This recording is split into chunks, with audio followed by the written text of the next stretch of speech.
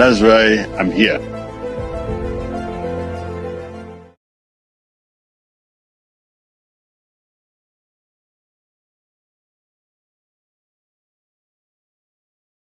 I'm live in a place called Kuje, and I'm here shopping for property. The thing is true about this estate, one, is being built by GTEX, who are specialists, who are known not only in Nigeria, from across the world in estate development. Two, my involvement here is that I'm the chairman security for the GTEX. So all their estates, I provide security for them. That's why I'm here.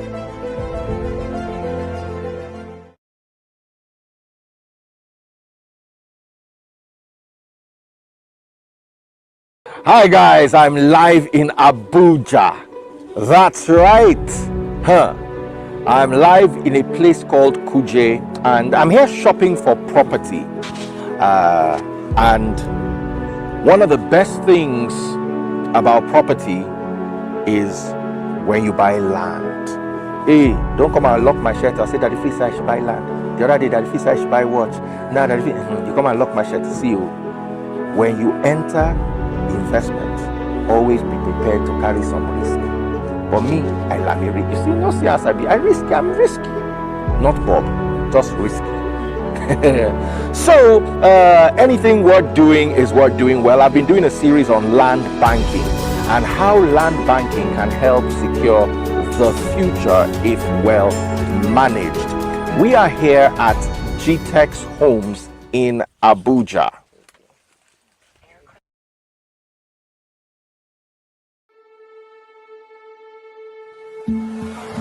White House Farm Estate, Kuje, Phase 1. Nestled in the serene and rapidly growing district of Kuje, Abuja, White House Farm Estate Phase 1 has been a resounding success. Kuje is known for its peaceful environment, proximity to the Nnamdi Azikiwe International Airport, and the exciting infrastructural developments around it. This unique location combines the tranquility of suburban life with the accessibility of the city, making it an ideal spot for both investors and residents. At White House Farm Estate, we crafted a community that blends modern living with nature's touch. The estate provides a perfect balance of luxury and affordability, which has attracted numerous homeowners and investors.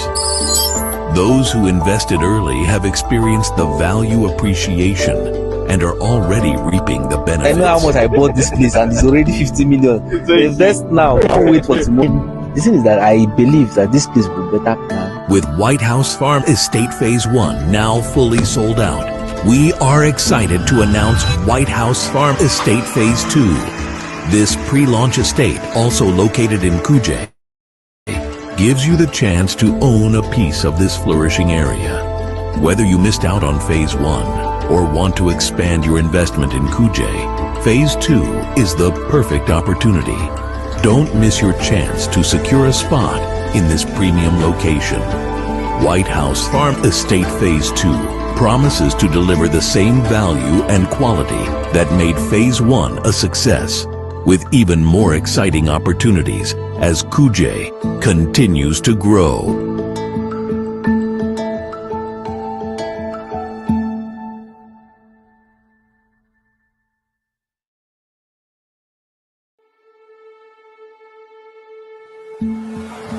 White House Farm Estate, Kuje, Phase 1. Nestled in the serene and rapidly growing district of Kuje, Abuja, White House Farm Estate Phase 1 has been a resounding success. Kuje is known for its peaceful environment, proximity to the Nnamdi Azikiwe International Airport, and the exciting infrastructural developments around it. This unique location combines the tranquility of suburban life with the accessibility of the city, making it an ideal spot for both investors and residents. White House Farm Estate, we crafted a community that blends modern living with nature's touch. The estate provides a perfect balance of luxury and affordability, which has attracted numerous homeowners and investors.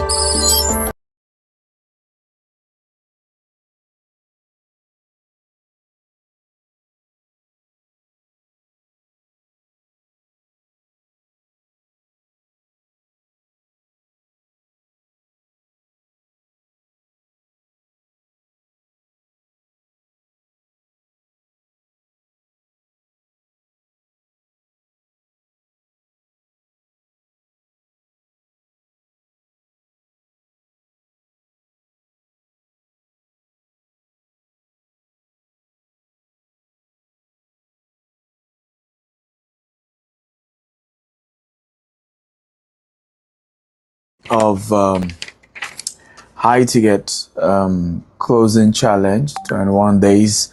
And today we'll look at the legal red flag of, selling cheap land, right? One of the major problem of our real estate industry is people selling cheap housing, cheap landed properties, and how that constantly keep creating challenges. Number one challenge is that those who are charging the right pricing are now seen at first as just charging out just prices, right? And number two, you then have the same set of people who end up, in my own opinion, complaining later to say, well, we eventually turn out to be the wrong land. Maybe the title was bad. Maybe there were disputes on the land. People eventually lost their money as, the land were taken over. There's so many things that end up coming up. But the question is, why do agents like selling cheap land? It's because they're lazy agents, right? So they can't do the work of building relationship with high net worth customers, with people who can afford to pay solid quality money. I always say this, and you've heard me say it over time. Don't do business with me with your disposable, if you don't have a disposable income. Okay? Business is risk. You're taking a risk. You could lose your money. Don't do business. And I've said over and over again when it comes to investment, don't invest. And for you as a salesperson, it is dangerous to keep attracting cheap customers. People who don't have disposable income. They're having to put in everything they have. Those are, as much as they look like the easy prey in your business, but in the long run, they're the wrong people to do business with. Do business with people who have enough in their savings. They understand. They take their time. They ask their questions. They get their lawyers to investigate. They get people they trust. They do their due diligence, but they understand the business. And this is very important. So I'm going to raise a few reasons why a land can be cheap. Ridiculously cheap. Number one, there's a dispute on the land. It can be cheap. And many times I've seen, for example, there was a property we were to buy some time ago. Good land, premium, facing the river, the ocean. It has a good title, but there was serious dispute. In fact, the day we went there, a particular guy accosted us, was shouting, "Oh, this land belongs to his father," and was facing the seller, the representative of the seller, to our face and say, "Hey, these people don't have any land with us here." And I remember I kept saying to myself, wow, do we do this deal? Do we want to go through this battle? At the end of the day, it was our decision not to go through the deal. And I'm happy we didn't, because it will have been another, bloody battle with different, families fighting each other over land. So those are one reason why land could be extremely cheap. Number two, it could be that it doesn't have a strong title. Now, this is not necessarily a reason not to buy it. If there's no dispute, you can go to the government and get your title. Just make sure you get something called a deed of assignment, which is the legal document that transfers ownership to you. A C of O does not transfer ownership to you. It's a deed of assignment that transfers ownership. So get a deed of assignment. Get a survey. A survey is the map of the land, map of where your land belongs or is.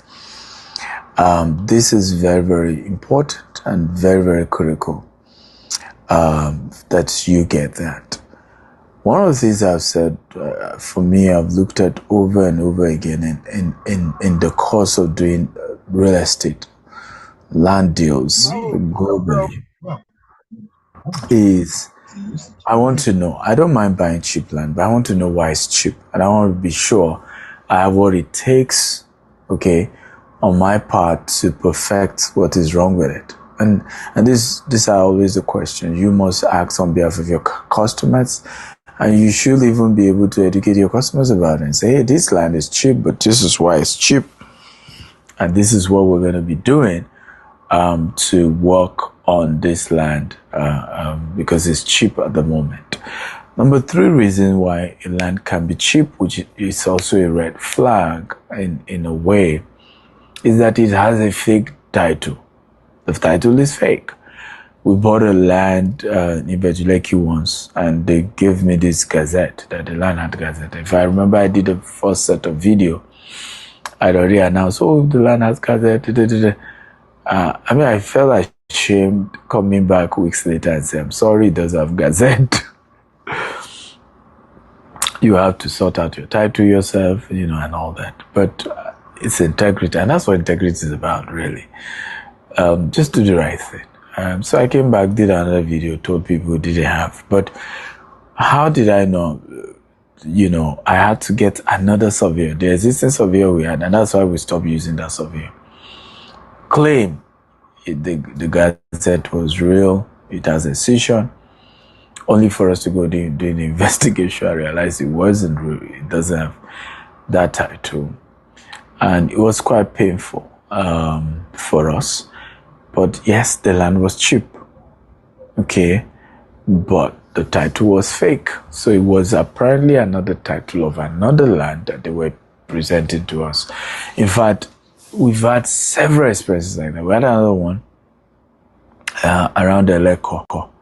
And this became one of the powerful principles where once we have, contract with the seller, sometimes we go to the land and do video and put it out on social media. And it saved us a lot, because I've had lands I go do video, we're about starting this new estate. Boom. My first video, everybody's reaching out to me. So that document, in fact, there was this particular one, Leleko, governor's consent. Perfect title. And the governor's consent, when you check it, is real. True story. But apparently it was a governor's consent of another location, different from this location. So I had done the video, and I think a surveyor reached out to me and said, look, Stephen, you need to take the coordinate and check whether the coordinate matches with the coordinate on the governor's consent. Yes. And it was when we did that, we realized it was different. It was a Chinese seller, by the way. So sometimes when you say, Nigerians are liars, well, the Chinese seller said, well, he too was a victim of this. And, we could rectify it. Well, you, the seller, could have rectified it yourself. Or at least open up. And that's how we left the place. But guess what? Some of the people who have chest, who probably have connection with government, bought the land, and I don't know what they've done with it, but they fancy they've taken over now. Maybe they're able to correct it with the government. I don't know. But some people later took. But we left that deal. So those are some of the reasons why land could be cheap. You as an agent, some of these things, there's no way you can know. Even if you go to the government secretariat and do all of that, you will not know. And so you're just excited. They told you, flash something to you. And they say, sometimes it's court case. There's a court case on it. The seller just want to dump it. Let the next people face the court cases. But you as a salesperson need to know that when a land is just ridiculously cheap, there is a reason and there's something scary about the cheapness. And you should be aware, you should be wary, and you should be careful. If you're not, you land in bigger trouble than you can imagine. So please, ladies and gentlemen, this is part of why we decided to do this particular 21-day high-ticket sales closing challenge, to really help set our mindset. Because some of us have concluded and made up our mind we cannot sell if it is too pricey. We will not sell. They will not buy. Oh, and that's not true. Let me say this. The best customer you ever had in your life are the rich ones. The best. The most peaceful one, the ones that will not give you a headache, are the rich ones. And you know part of why? They have the resources to pick up a fight with you anywhere in the world. So they're ready to give you their money. Just that, don't screw them. That's their rule. Right? So please, ladies and gentlemen, you must know that when you build this your career of being an agent over cheap land, cheap house, cheap, you don't have a glorious future. You don't. That I can assure you. You don't have a glorious future. This thing is going to mess you up real good, real bad. So make the right move. Make the right move. Make the right decision. And if you do so, there's no limit to your greatness. There's no limit to your success. You will go far in life and in business. And you make good money in this business. I've sold over $1 billion worth of real estate asset. It's possible. Okay?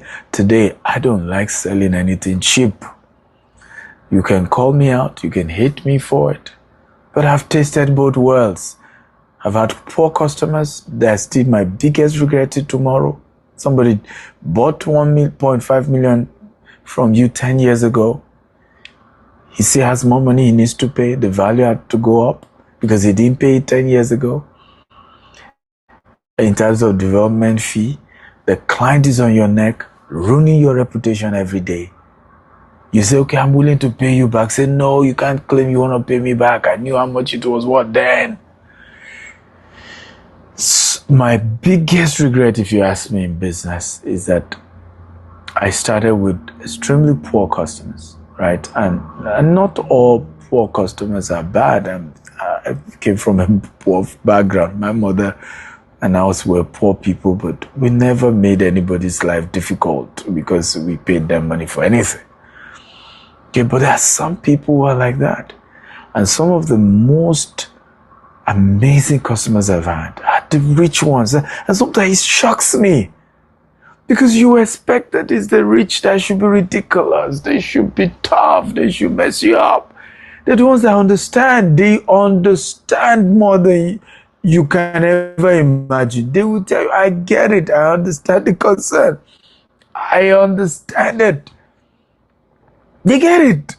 Because they've been through you, or you've been through, they've been through, or you've been through.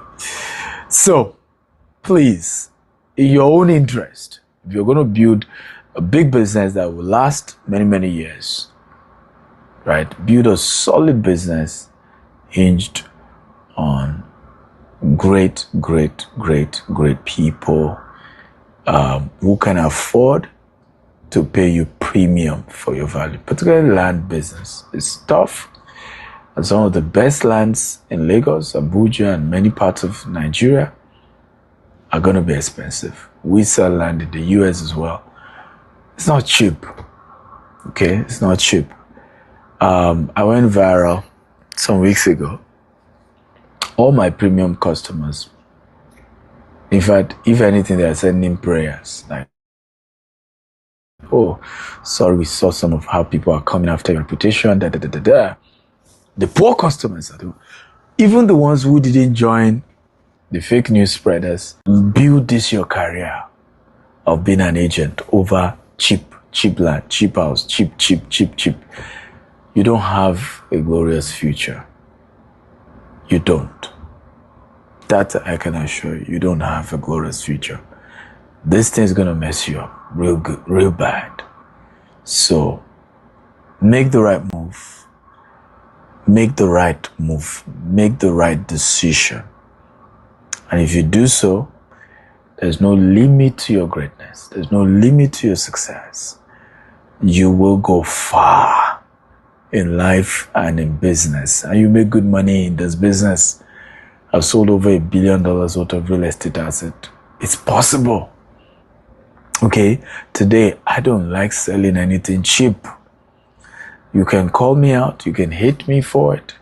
But I've tasted both worlds. I've had poor customers. That's still my biggest regret till tomorrow. Somebody bought 1.5 million from you 10 years ago. He still has more money he needs to pay. The value had to go up because he didn't pay it 10 years ago. In terms of development fee, the client is on your neck, ruining your reputation every day. You say, okay, I'm willing to pay you back. Say, no, you can't claim you want to pay me back. I knew how much it was worth then. My biggest regret, if you ask me, in business is that I started with extremely poor customers, right? And not all poor customers are bad. I remember my mother and ours were poor people, but we never made anybody's life difficult because we paid them money for anything. Okay, but there are some people who are like that. And some of the most amazing customers I've had are the rich ones. And sometimes it shocks me. Because you expect that it's the rich that should be ridiculous. They should be tough. They should mess you up. They're the ones that understand. They understand more than you can ever imagine. They will tell you, I get it. I understand the concern. I understand it. They get it. Because they've been through you or you've been through. They've been through or you've been through. So, please, in your own interest, if you're going to build a big business that will last many, many years, right? Build a solid business hinged on great people who can afford to pay you premium for your value. Particularly land business. It's tough. And some of the best lands in Lagos, Abuja, and many parts of Nigeria are going to be expensive. We sell land in the US as well. It's not cheap. Okay, it's not cheap. I went viral some weeks ago. All my premium customers, in fact, if anything, they are sending prayers like, oh, sorry, we saw some of how people are coming after your reputation, The poor customers are even the ones who didn't join. And true friendship is loyal. One of the things people know about me, those who are close to me, they will tell you, so Stephen is a loyal friend. If I'm with you, I'm with you, like Iroko tree. Oh no. If I'm on your side, I'm on your side. I always put it this way. If I'm on your side and you kill somebody here, I'll call the police. And I'll also help you get the best lawyer. And I'll show up in court every day, praying that mercy prevails. And that's something rare and lacking in this day and age. Everybody just want to talk. Everybody's faking relationship. You don't have solid relationship. And if you're going to sell to high net worth people, all of them have baggage. There are stories, there are negativities about them. If you move by that, you can't sell to them. They could sense it with the way you talk, that you have your biases and you don't like them, and you have this, they can sense it. So you have to be a strong person who knows you, who understand how to deal with high net worth customers. But it is possible. And even for us, while we're doing this show, we want many of you to move from property agents who sell to low-end customers to people who can sell to high net worth, world-class people. I love you. bless you. Bye.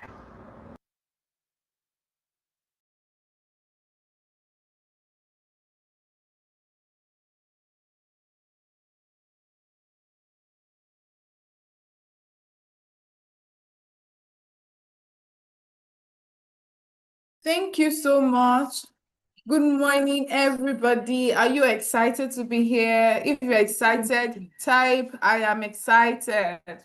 This is day 3. Wow. I'm so glad to be here. Let us keep the comment section bustling. If you're excited, type I am excited, everyone. All right. Thank you for commenting. Wow. Thank you so much. Thank you so much. Okay, there's something before we move forward. I hope we actually learned a lot from Doctor. Like, it was a profound section for me.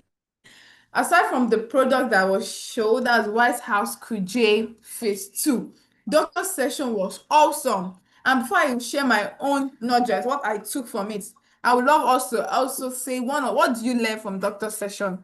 Type one statement. What's like give you that I cannot miss tomorrow on. Type it, let me see. What do you learn? What stood out for you?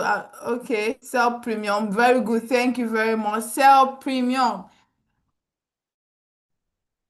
Yeah, sell to the wealthy. That's amazing. Thank you. Wow. Thank you so much. It shows that we really paid attention very shortly. First off, he said, don't put yourself to the point that I'm paraphrasing it that you're only attracting cheap clients. GTEx, we don't do cheap things. We sell luxury. That we have our properties in, our presence in 4 continents, properties in Dubai, US, Doha right now. So we don't do cheap. We do luxury. So it's actually changed my mind that okay, as I'm here, I'm attached or identified with GTEx holdings, I must attract premium clients, not cheap clients. Okay, so another thing I learned was also check your coordinates. So, yes, you mentioned number coordinate. Check your coordinates if it matches with the government coordinates. These are the where issues comes from, land issues. Ensure you check your coordinates. Another thing again that doctor did that I love that when he was saying is the aspect that when it comes to integrity. There's a part doctor said he told people that this land has gazette, only for him to discover that it does not have gazette. He came back. So it makes sure, he also like speaking to us that we that were speaking with clients, when you give out an information and you discover that this information is not accurate, please go back and communicate with your clients. Ensure we communicate to them. It shows that you're a person of integrity. I hope we're noting these things down for people that are just joining. We are trying to recap what doctor said during the session, so you can start writing it down. Another thing again that doctor said is about the land title. It spoke about the land title and said that the important document that you must have after every, whether the land RC or no whatever, you must have your deed of assignment and approved survey plan. Those documents are really important and identifies that you are the true owner of a property. Deed of assignment and approved survey plan. One thing again he said, the last thing he said I took note of is that he actually communicated the purpose of this challenge. Most of us will be like, oh, I'm just every 10 a.m. there's a training that's stressing me, let me just join them. No, I want us to see beyond it, that you're just joining a training. See it like, if it's me, I'll tell myself I'm seeing like a meaning. See it like purpose. See it like something that if you don't join, something is wrong with you. With that, you can be able to milk the essence of that very training. So doctor said this training is to change our mindset. Most of us don't believe that we can sell property worth 500 million, 1 billion. It is possible. So this challenge, this training we are doing this morning is to ensure that we are able to sell premium. We're able to sell what? Premium. All right, keep the comments coming. Yes, sell luxury to premium clients. Yes, we sell luxury. So where are you going to position yourself? Can anyone tell me where they'll position themselves? Now, since you know that it's wealthy people that you are selling to, where will you carry this market or this business to? Anyone that has an idea? Because some people may be like, okay, I'm selling luxury. Where will I meet luxury people? Can we like give an example of places you can meet premium clients? Let's keep the comment buzzing. Let's keep the comment buzzing. Are we there? Where can you meet your premium clients? Yes, golf club. That's so good. Thank you very much. You can meet them at the golf club. Hope most of us do go to the golf club. I attended the golf club I think last weekend. It was amazing. You see the kind of life that those people are living. Their personality is just different. The kind of life they're living. You see the way the wealthy behave. They don't stress. Everything is just easy, calm, no hurry. Their mindset, the way they view life is just different. And I would love us that even if, aside from even going there to close sale, we can inculcate or imbibe that kind of lifestyle to ourselves. And you see that this life is not too hard the way we claim it to be. So moving forward, we have an amazing speaker. Oh my God. We have an amazing speaker that will join us right now. And I would love that we actually pay attention to the profile of this speaker. He's a seasoned trainer. He has, done a whole lot of things. Trying to share his profile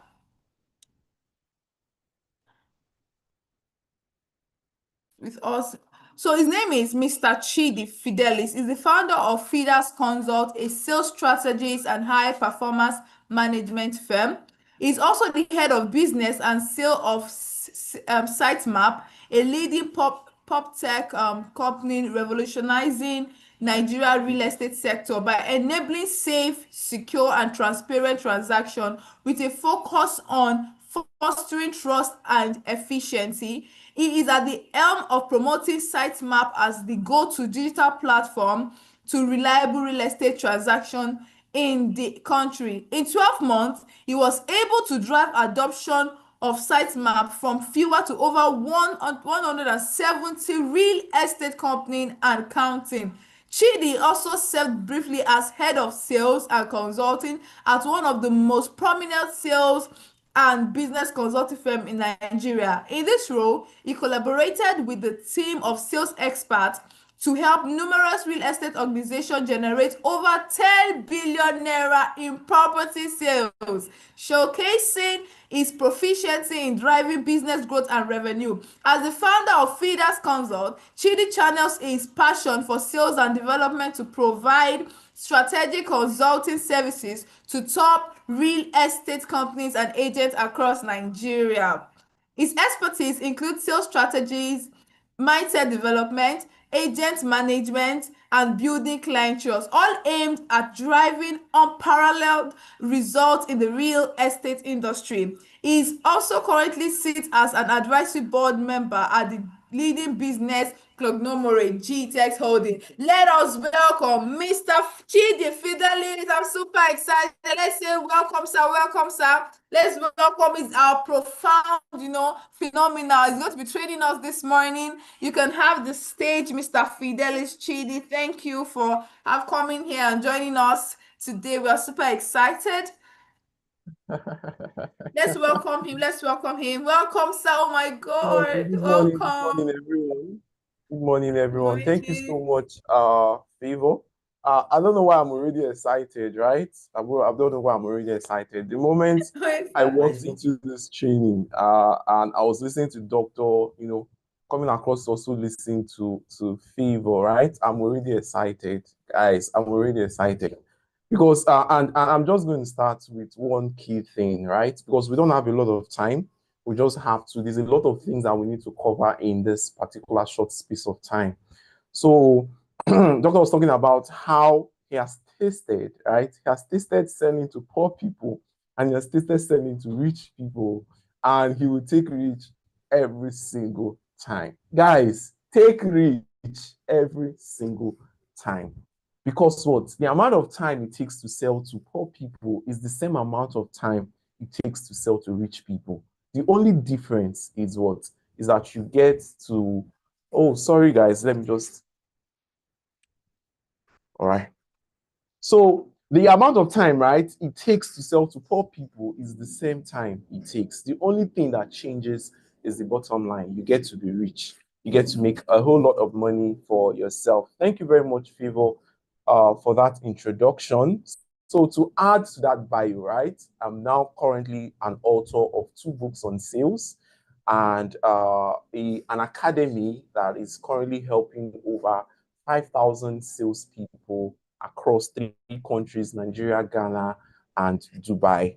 So pretty much because of the time, don't wait for, I always say, don't wait for slides, right? Don't wait for slides. Let's just get right into what we're discussing today. So I'm supposed to take us on the act of silent selling, right? On the act of silent selling. So we've been talking about, it's been a wonderful time, right? Since the high ticket sales challenge started, and we've been taught a lot of things. You've been taught, oh, this is what to say, this is what to do, this is how to do, this is where to visit, right? These are the things that you need to do in order to close sales, right? But I can bet it, right, that what we're going to be talking about today, you might have heard some of them, right? You might have heard some of them, and it's just a form of reinforcement for you this morning, or you are just hearing them for the first time. But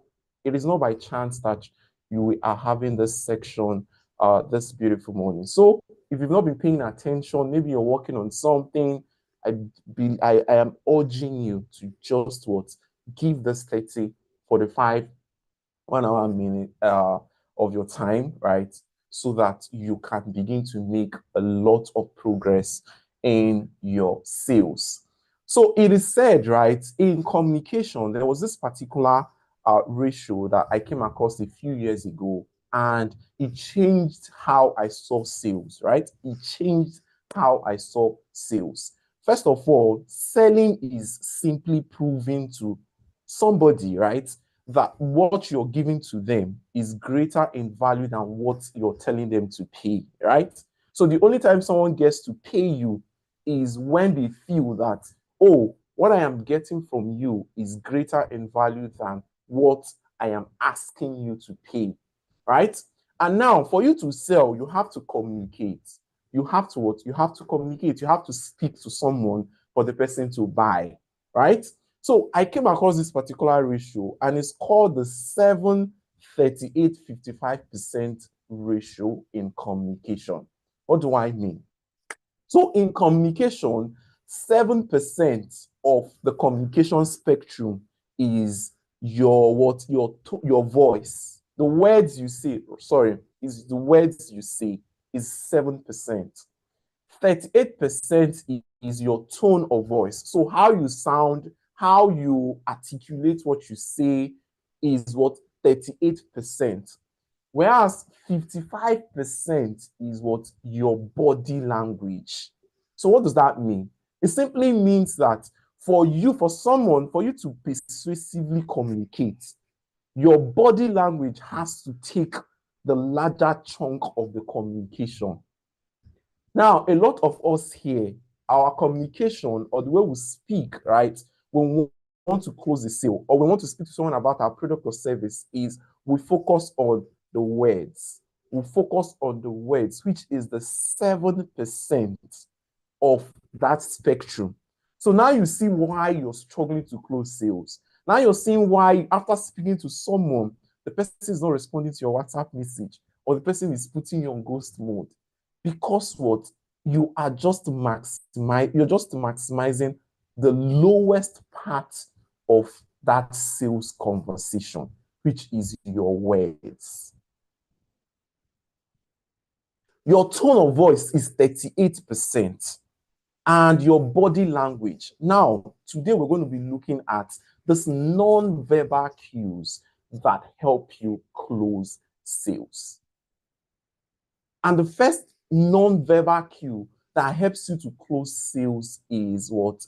Is number one, your environment. So as a salesperson, it is important that the first step you need to take is what? You need to organize your environment. What kind of environment are you as a salesperson? Years ago, not several years, just a few months ago, right? I and my wife were shopping for a wedding ring, and guess what?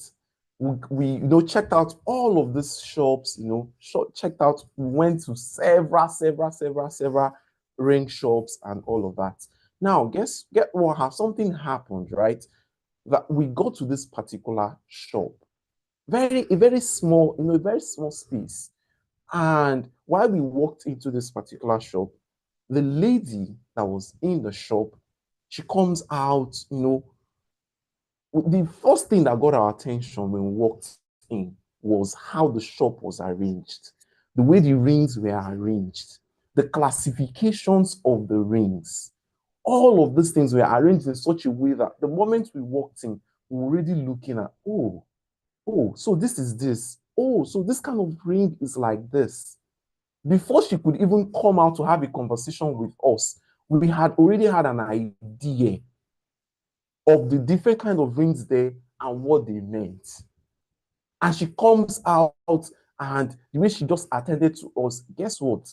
The ring we bought in that shop was ×2 pricier than the other places we've checked out. And we bought that joyfully. Why? Because of what? Because number one, the first thing that got our attention was the environment. So what am I saying? As a salesperson, the first thing, your brochures, the things that you're sharing to your clients, right? I think I can hear someone say hello. Was that for? So the things that you're sharing, right, with your clients is what? It's important that you clearly what? Have them arranged. For example, you're going for site inspections, or you are sharing, let's say you are site inspections and you want to share a flyer, right? The way your flyer is structured is a critical factor for how people, for the reason why people will buy from you. Now, the second factor, non-verbal factor, is your energy. I talk about this. This has to be the most important aspect of your sales, your energy. Sales can only happen, right? When you have transferred emotions to somebody. What do I mean? The word emotion is simply energy in motion. And research has shown that people buy things emotionally and justify it logically. What do I mean? Whatever thing you are buying, you first of all have an emotional reason why you are buying that stuff. Every client you're speaking to, I see a lot of salespeople do this particular mistake, right? They reach out, they are speaking to a prospect, and they're focusing on this is the future, this is that, it is strategically located, it is this, that. All these things, as good as they are just logical characteristics. So the first thing you need to understand is, what is the emotional tie to buying this land, to buying this property? I'll give you an example. Just yesterday, right? Just yesterday, we closed the sale for a shopping complex, right? And one of the people that bought the shopping complex, guess what? The reason why, yes, if you speak to him, he'll tell you, oh, the reason why I bought is I want to do an investment into a shopping complex. Well, on the emotional level, the reason why this man bought was because he wanted his daughter to have something. By the time she's 18, she already has something there that she can always get rental income from. And that's the emotional reason why. And it stemmed from the fact that the mom, because when they were growing up, when the dad passed, the mom struggled a lot. And why the mom was struggling, he just made that decision that I will not allow my family, or I will not allow my children to suffer like this. And that was the reason why he bought. But if you're unable to identify that as a salesperson, you just be speaking about the features. Oh, this is that, this is strategically located, is blah blah blah blah blah blah blah. And you're wondering why this person is ghosting you, or why this person is taking so much time to cross that line of making a payment. Now, I want you to understand, there's something I always say. There is enough money, and I want us to settle this, right? I usually start my conversations talking about mindset, because your mindset as a salesperson is your greatest treasure. Your mindset as a salesperson. It is that saying that if you believe you can't, you can't. If you believe you can, you can. And I always say it that there is no sales target that is not achievable. The only factor is the time. The only factor that makes a sales target unachievable is the time. The key thing is, do you believe it first? So as a salesperson, how do you think, what do you even think about yourself, right? Before you start selling, there are 3 things you need to check before you start selling. Before you start going out to, oh, I want to go to Ikoyi Golf Club. I want to go to this golf club. I want to go to this pool, whatever. I want to go to this exclusive event. Before you step out, the first thing you need to check is what? How do you feel about yourself? How do you feel about yourself? That's the first thing you need to check. Now, the second thing you need to check is, how do you feel about this product that you're going to sell? You have someone you want to speak to. How do you feel about it? Favor was reading a part of my bio earlier where we was talking about how we moved from 50 to 174 real estate companies just within the space of 1 year, right? Now, why was that possible? That was possible because of what? Because of how I felt about the product. When I am speaking to a client, a prospect about this particular product, the person is wondering, what is it? What is making this guy believe in this thing like this? I want to see it. And that is how people need to feel about your products. You cannot be speaking to GTEx has already done the underground work, the background work for you to give you a reputable organization to work with. They've done all of that work for you.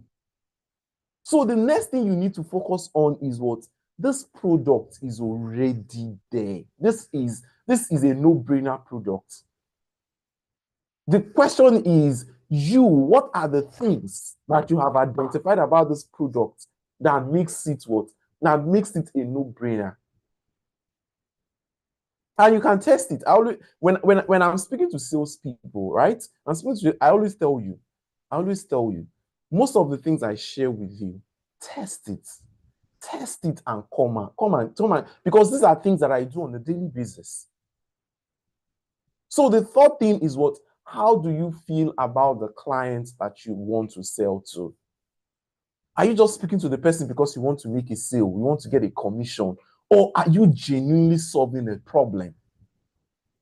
Or are you genuinely solving a need? Are you genuinely fulfilling a desire or aspiration they have?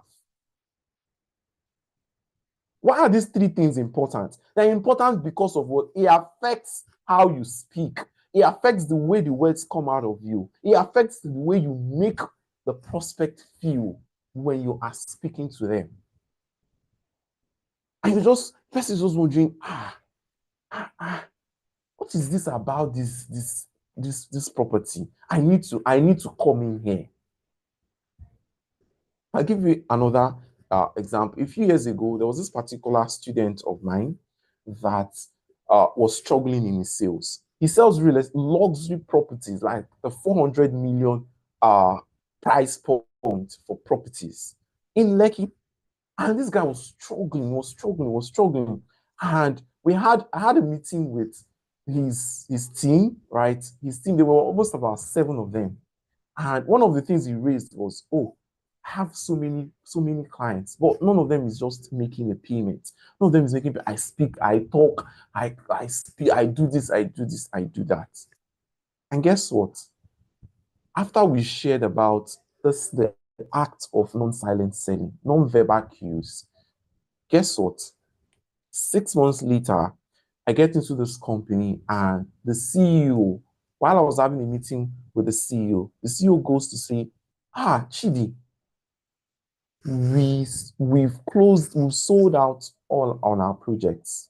Within the space of 6 months, they've sold out all of their projects. And I go, oh, really? Okay, so tell me who and who sold. And he mentions that guy, says the guy sold 70% of the entire project. After that meeting, I met this guy, on my way out, and I just asked him one question. So, can you tell me what was the difference for you that made you move from struggling the last 6 months to doing 200% of your target in 6 months? And he said something. He said the first thing that he noticed is that the way he felt about himself changed. So when he was speaking to a prospect would tell him, oh, okay, I'm interested. I think I like this, right? I think I like this. I can start with a 20 million naira down payment. And he says, what did you say? You want to do a down payment? No. This is the reason why you should do an outright payment. And he will break it down. This is the reason why you should do an outright payment. And the client will go ahead and do an outright payment. And what changed? It was not like his skills changed. No. What changed was how he felt about himself. He felt that if I am speaking to you, you are lucky. If you are looking for a property to invest in, and I don't want to mention his name, I is speaking to you, that means you are lucky. And he changed how he communicated about his property. Then he also made a change to the way he saw the product, because he saw the product as alpha and omega. I always say it's that when, as a salesperson, the prospect has the money. The prospect has the money. But you have the product. The prospect cannot get that product from any other place. But you can always get another client. Why am I saying this? I'm saying this to address that beggarly mindset that a lot of salespeople have. The mindset of, Oga, please. Oga, I think this will be a good deal for you. I think you should key into this now. That mindset. Because what that does, it reduces your energy, and the person begins to feel, this one safe. This one does not even know what he's doing. And you think that, oh, you guys are having a conversation, you guys are interacting, you're begging, you're pleading, or your attitude appears beggarly regarding that transaction. And remember, this is high ticket sales. Rich people, they don't buy from people with beggarly attitudes. Now, these are the 4 ways that you can boost. For example, if your energy is low, right? You want to elevate your energy when you're selling. These are 4 ways that you can elevate it. Number 1 is affirmations. Affirmations. You cannot be a salesperson and you don't do your affirmations. Talk to yourself. Spend time talking to yourself. When I started in sales, I remember several years ago when I started in sales, I grew up an introvert, right? I grew up an introvert. That kind of person that I always prefer, let me just be on my corner. But the day I decided I was going to go into sales, why did I want to go into sales? Because of what? Because I wanted to be able to help businesses. And you cannot help businesses if you're not selling, if you don't know how to sell. Now, I'm not saying that introverts they don't know how. Actually, arguably, I would say arguably, right? Because there's no research or something that has populated that data. But I could say arguably, introverts sell better, right? Because they know how to what. But it's that understanding of how to use your energy to influence sales conversations. So spend time talking to yourself. Spend time talking to yourself. I remember a few years ago, when I had learned about affirmations, right?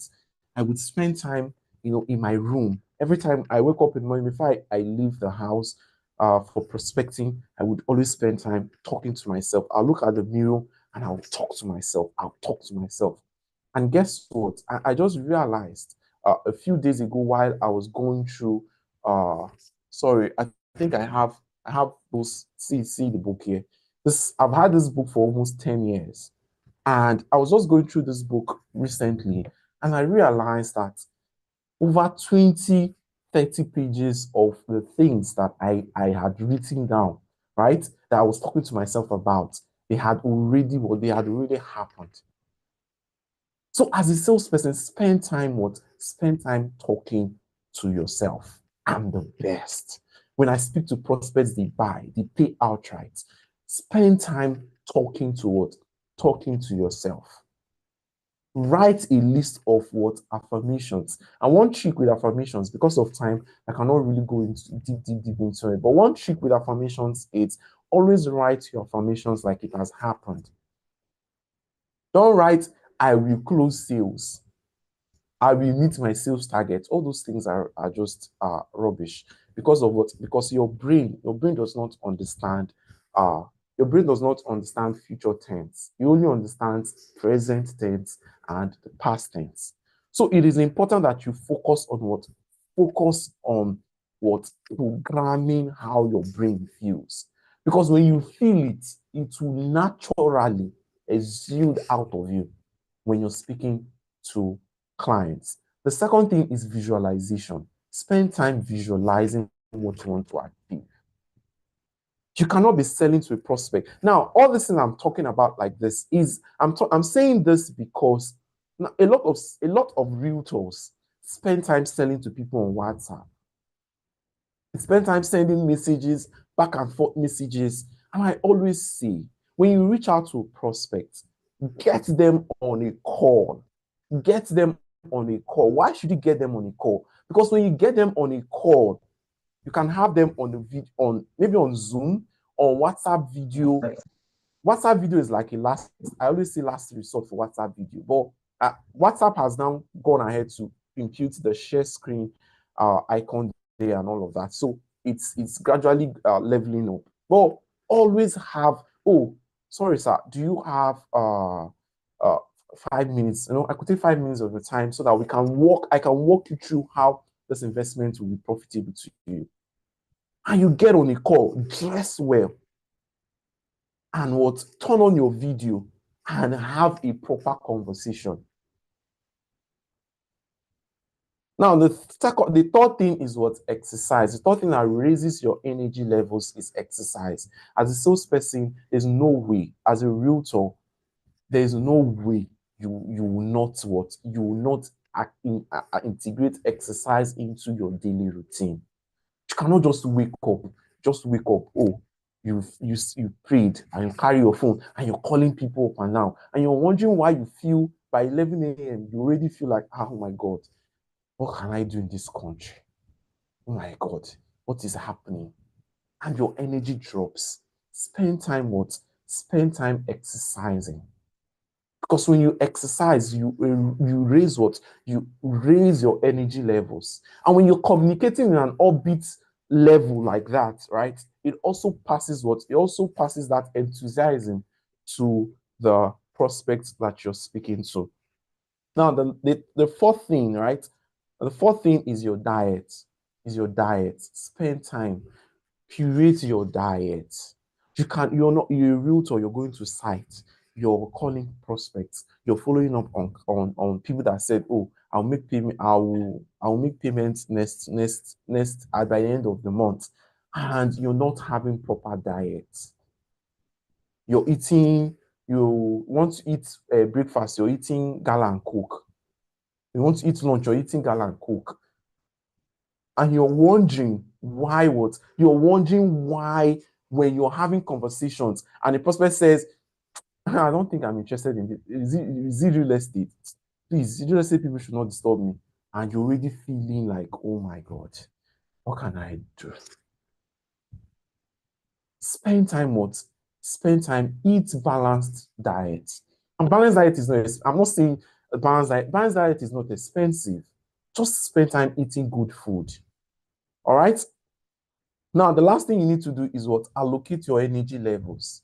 If you know that, oh, immediately it's 4 p.m., your energy levels are low, right? It means you're not able to do the major things. You're not able to, you're not able to be upbeat, right? When you're having this kind of conversations.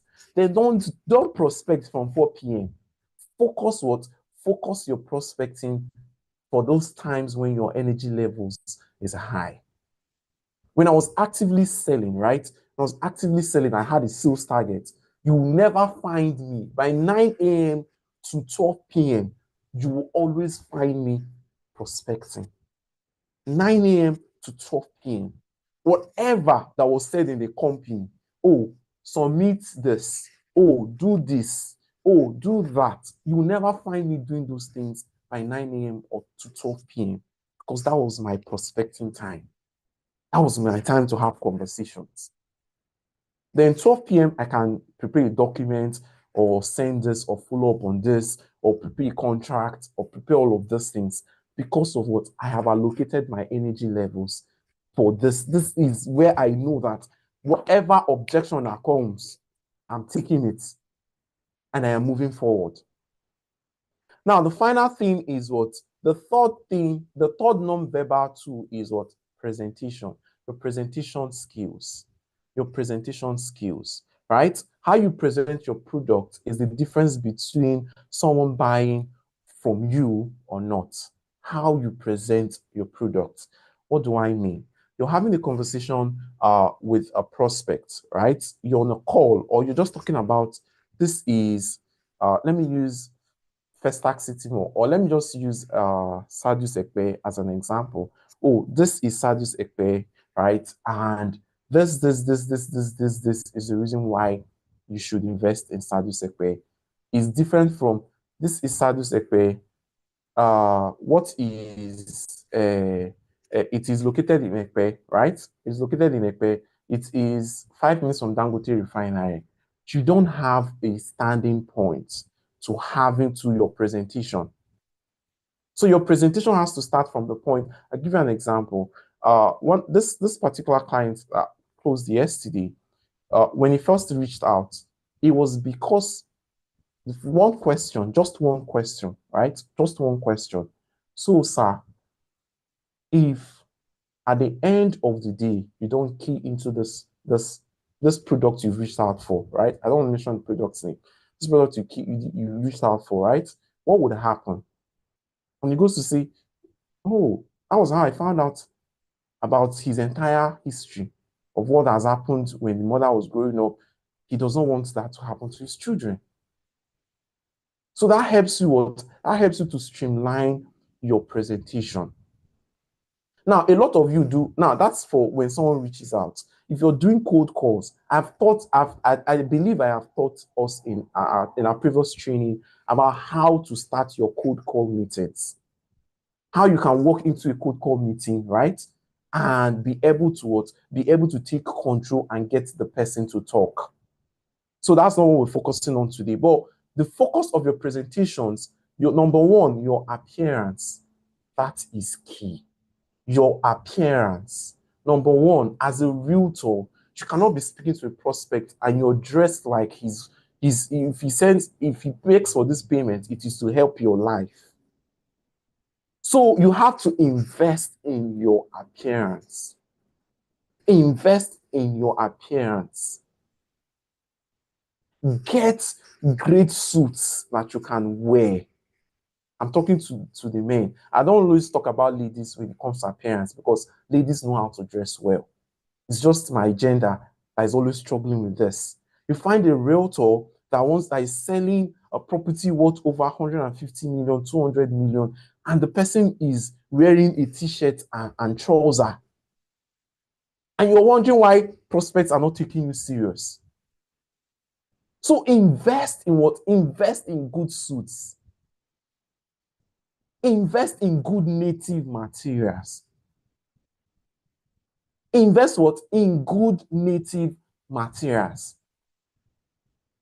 Then the second thing is what? Is your grooming. Your grooming as a man or as a woman. What? Invest in your grooming. Because you're selling a high-ticket product. The fact that you're selling a high-ticket product you need to ensure that what? Ensure that when a prospect is speaking to you, he does not feel like, oh, I am helping this person. Because of what? Because people, they do not buy from people with beggarly attitude. And think about it. How many of us here has ever given, let's say on the road, right? You're driving on the road, or you just withdrew money from the ATM. Let's say you withdrew 5,000 naira mint from the ATM. You enter into your car, and as you're driving, or at the traffic stop, right? While you're waiting for the traffic light to turn green, right? A beggar or someone just taps on your window screen, taps like and you turn. The person says, or you wind down, the person says, Oga, please, help me. Help me. I'm not eating this morning. Help me. What would you do? Now I'm talking about the people that have good conscience. So you say, okay, I know what you do. You open your wallet and you take the 5,000 naira, mint, and you give to him, right? The 5,000, the money you just withdrew, I know you take it and give to him and you drive off. I'm sure if I should ask us individually, none of us here would do that. What would you do? You say, oh, okay, I think I have change. You check you open your glove box, you check. You open your wallet and you take out the change there and you give it to the beggar. That is what happens when you beg prospects or when you appear beggarly to high-ticket clients. So even if they were going to pay 150 million for property, they will end up buying land of 5 million naira. Oh, and that is after you have talked, you have pressured, you have begged, you have emotionally blackmailed, you have done all of this. The person says, let me just help this person so that you will not be disturbing me again. So focus on what? Focus on investing in what? Invest in your grooming. As a man, your hair, if you're the type that keeps hair, your hair has to what? It has to be always cut your hair properly. If you're the type that keeps beards, ensure that what? Ensure that it is properly what? It's properly groomed at all times. And the second thing is what? The third thing is your scent. Your scent. Invest in fragrances, right? Invest in good scents. I was speaking with the CEO of a company, and he shared the story with me. Very funny story. But that is what happens to salespeople, and I was not surprised. He said he was looking to buy. This is the CEO of a cybersecurity firm. So this is a high ticket client. So there was this particular realtor that had reached out to him to buy a property, and they had spoken for weeks. Everything was going great. It was like, okay, let us, when I'm in the country, we'll go and see this property. And guess what? On this particular day, why they had scheduled to go and see this property, this CEO, he was driving, he drove to the location where they were supposed to meet, and with his driver, and this realtor walks in, right? Walks into his car, says, okay, let's go. And guess what? The realtor, this guy, full-fledged guy, sat and they drove to the location. And guess what? Before they got to the location of this property, This man, that's the CEO, had already made up his mind that he will not buy from this guy. And I asked him, what happened? And he says, oh my God, the kind of smell that filled my car the moment this guy came in, right? The kind of stench that he could not just breathe. And he had to take his car to the car wash after that encounter. And guess what? It's not that he did not like the property again. It's not that he didn't have any need to buy this property again. But because of that because of that situation or whatever scenario that happened within that space of time, he decided, even if I'm going to buy, I'm not going to buy from this person. So as a realtor, invest in what?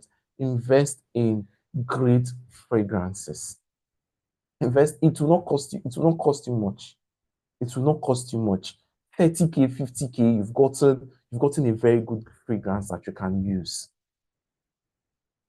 And all these things, the idea is that because you already know that these things will affect my sales, it is important that you invest in it. Just as you're investing in the training, I want to learn how to talk to clients better. I want to learn how to present my projects better, right? Invest in what? Invest in your appearance, your grooming, your dressing, your fragrances as well.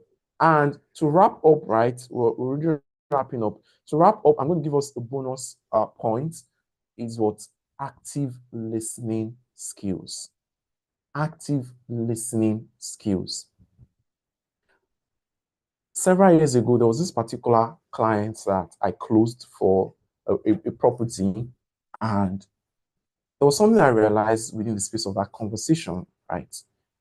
So I get into his office, and we spoke about the property, spoke about his investment goals, and I realized that at the end of that conversation, I did not say more than 20 words out of that conversation.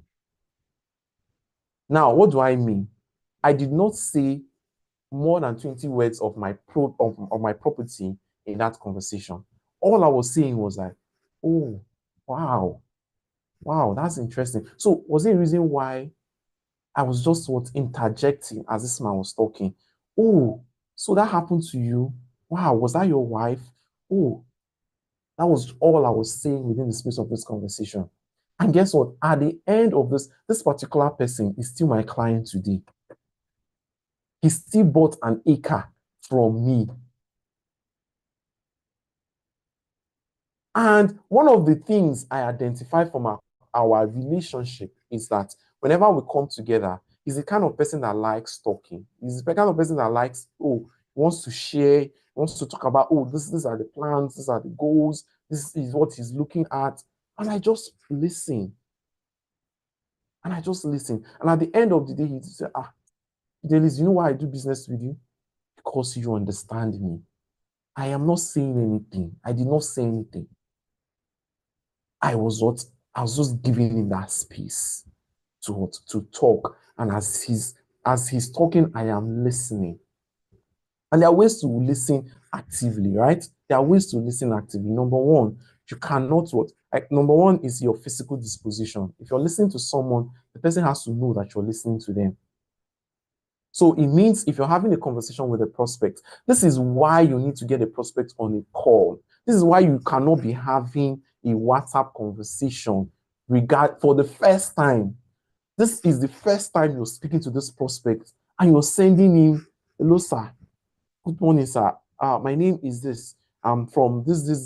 This is the list of properties that we have for the first time. And the person will respond, oh, okay, hi. And you respond, so, sir, which one are you interested on?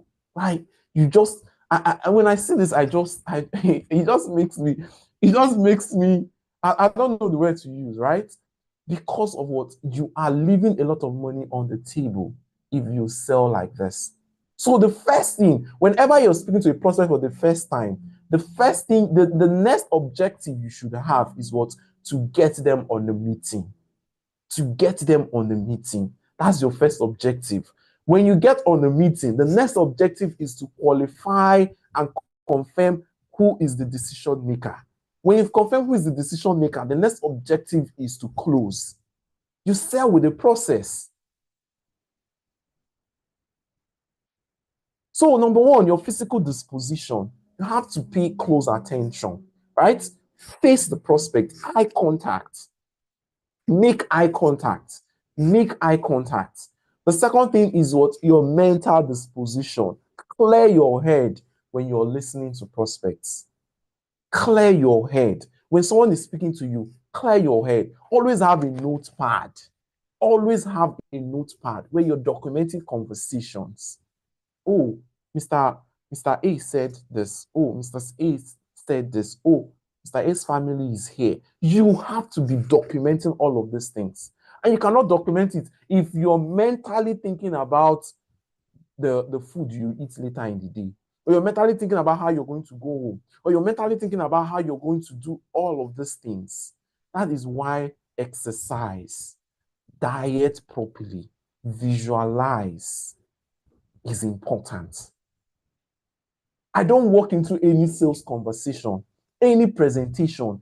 I must spend time visualizing the closure of that sale.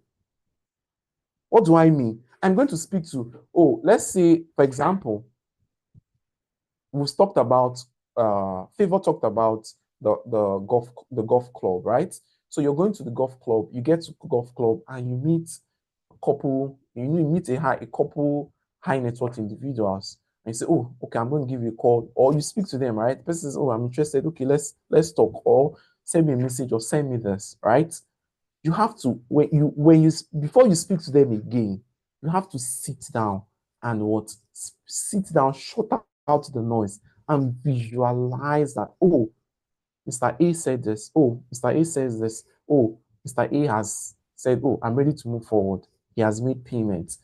Account has confirmed, oh, payment has dropped, oh, my commission. You must spend time visualizing these things.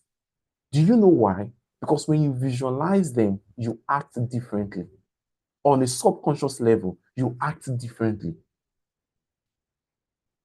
Because a lot of salespeople walk into sales conversations and they are just going by the flow. Okay, so, oh, we'll close. Oh, we'll not close. Oh, you have to see from the beginning to the end of that conversation.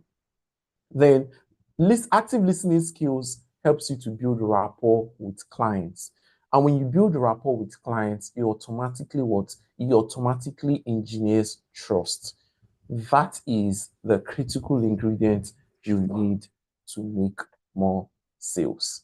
So thank you very much, everyone. And I think I want to take questions if you have any questions.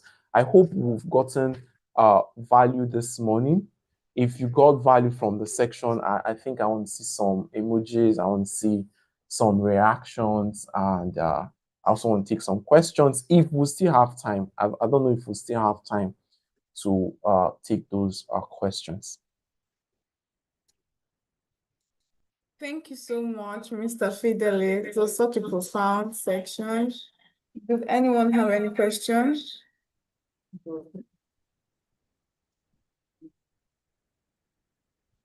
Wow, someone said they got value. Okay, thank you.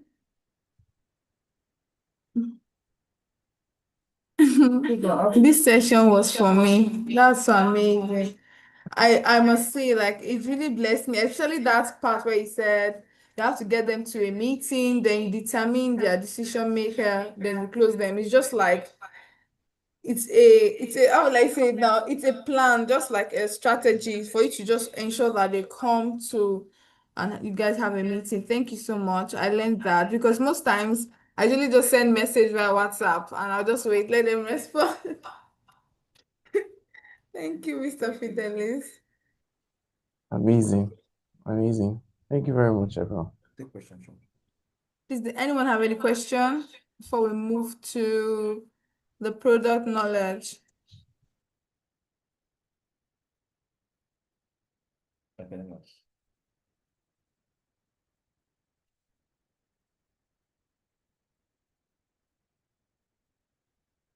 Potential.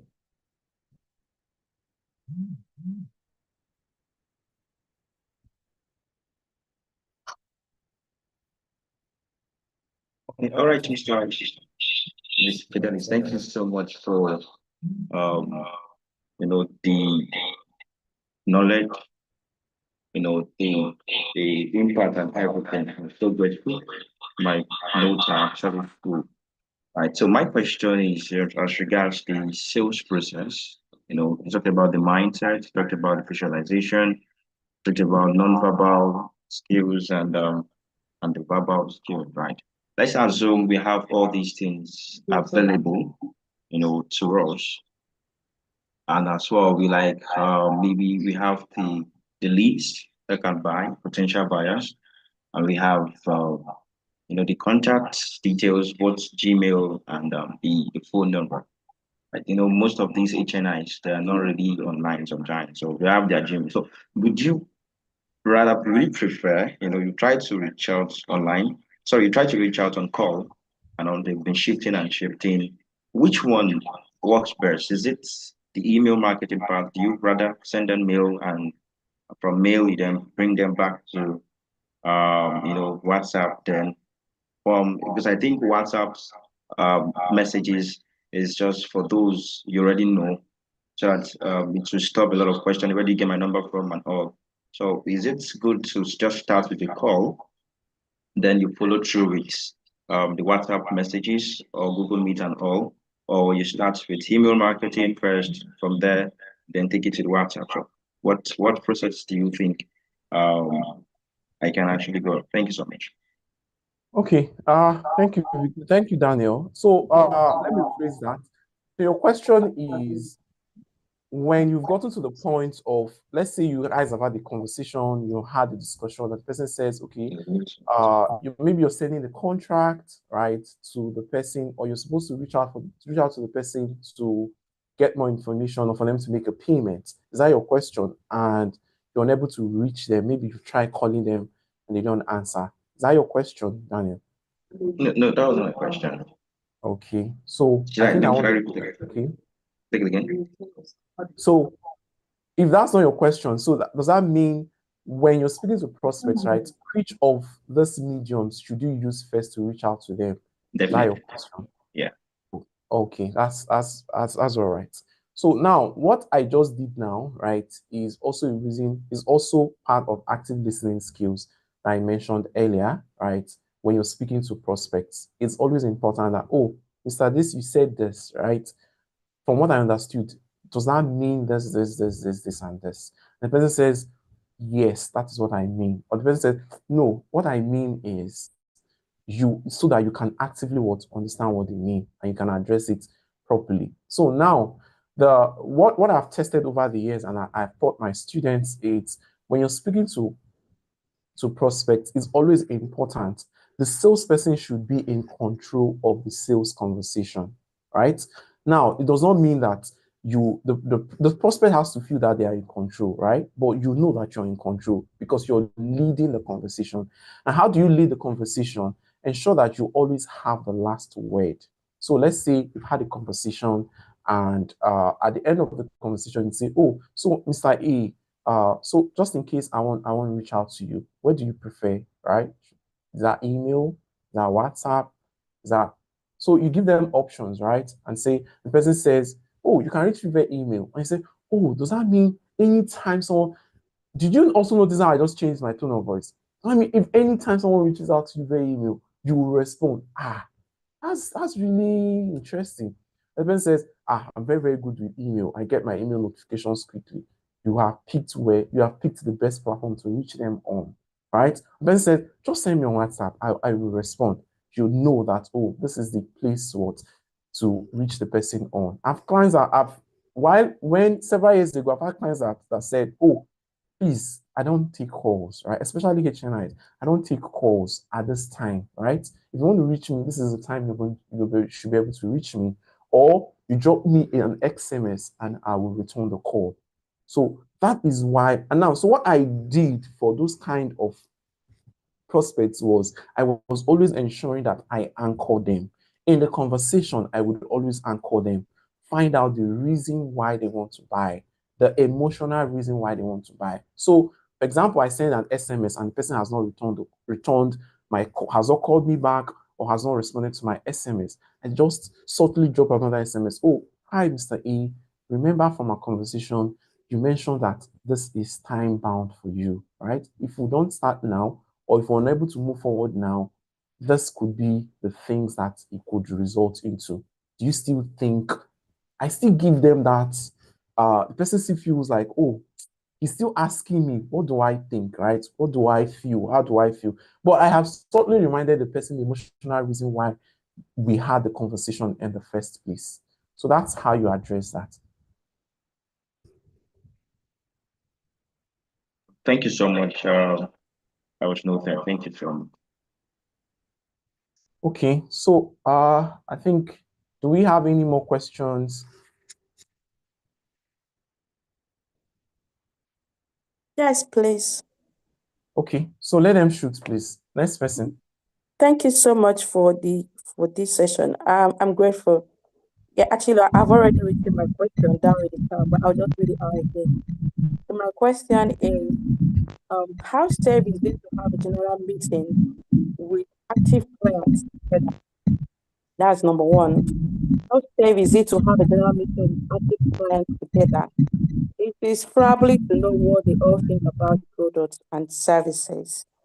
Then my second question is, how safe is it to call for a general meeting with clients that are yet to patronize? And then what medium is best to be used, please? Okay, so who asked this question? I'm saying, is it desirable? This is happiness, please. Happiness. Okay, thank you very much. Happiness. So you want to know, right? You want to know if it is safe to call a meeting, like a group meeting of your clients, right? For you to Yes. speak to them about the product. You also want to know if it's safe to call a meeting of people who want to buy or who you've spoken to that are interested, all right? But you want to get them on a group to close them together. Okay, I believe that's your question, happiness. Yeah, especially is of two parts. One part is those that are already patronizing, and the other part And those that are yet to patronize you. Okay, yes. so I'm going to start with the second question, right? Now, I am a fan of selling one to many, right? A lot of people, but remember, a lot of people sell individually, right? They sell one on one. And if you're selling, when you're selling high ticket products, right, it is also important to have that personal connection with your prospects. So, if, for example, for those who have not bought, your group meeting cannot be your first point of selling to them. Your group meeting cannot be your first point of selling to them. When you bring them into a group, let's say, for example, you want to bring them into a group, right? The only reason why you should bring them into a group is if you have an exclusive offer you want to make them. That is what that you now say, oh, this particular offer is reserved for an exclusive group of just 10 people. That is the only time you bring them into a group. But if you don't have an offer, you just want to sell an individual product, please focus on what? Focus on actively getting them on a call, having proper call conversations with them. Remember, you're selling high ticket, and when you close a high ticket sale, right, that's a substantial flow to your bottom line. Then for those that have already bought, it's still pretty much the same thing. If you have a new offer, right? If you have a new offer, you can also, host them on a group. But if you don't, maybe you just want to propose, just want to check in. It's also important that you're also checking in with your clients, right? Have a routine. Just as you have a routine for prospecting, have a routine for checking in on your existing clients. All right. Thank you so much. I appreciate it. Thank You're you. welcome. Happiness.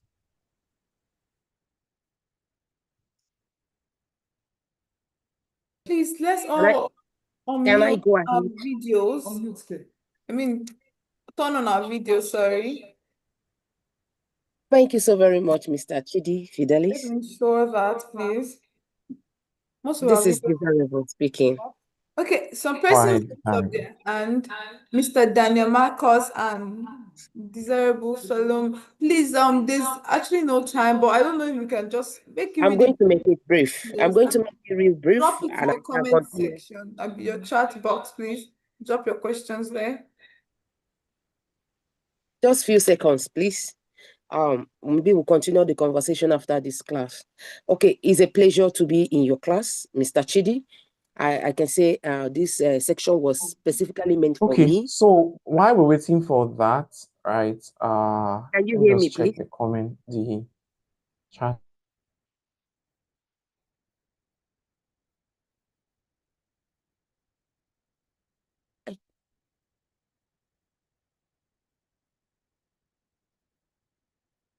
Them to drop their questions.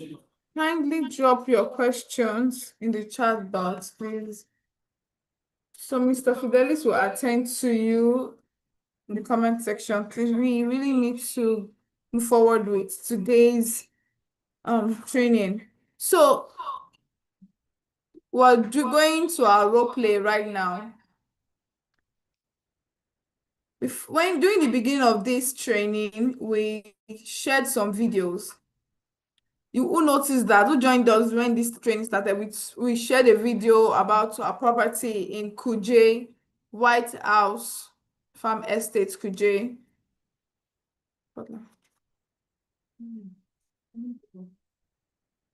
So we're going to be talking about that. We'll be doing a role play about Kuje property.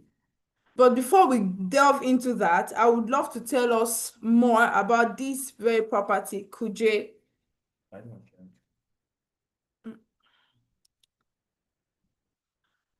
So can we pay attention to the landmarks? This property, our phase 1 is sold out. We are selling our phase 2 at the moment. And it's in a very strategic location. It is close to the Nnamdi Azikiwe International Airport. Please take note of it. It's close to the Nnamdi Azikiwe International Airport.